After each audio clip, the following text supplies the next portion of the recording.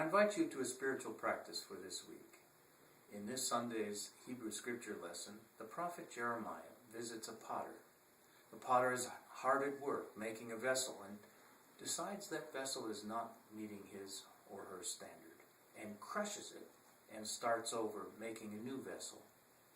Jeremiah uses that analogy to suggest that our lives can be made anew when things don't go the way we thought they should, or we suffer some adversity or distress, or something happens in our lives that we wish wouldn't happen.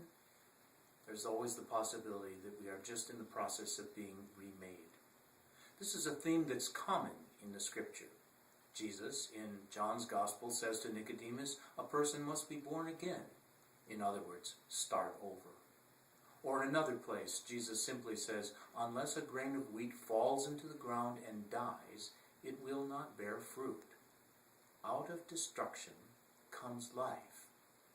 This theme is not only relegated to Scripture, but one can find it throughout the religions and philosophies of the world.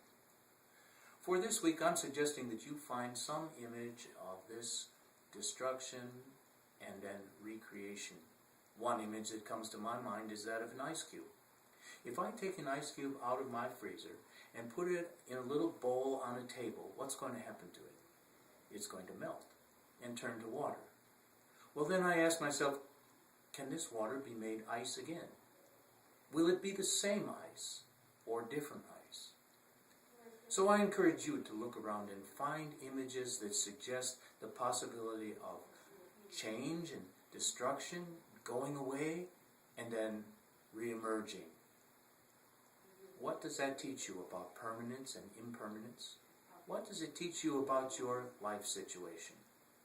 I'm Bob Flaherty, pastor of First United Methodist Church in Newburgh, Oregon.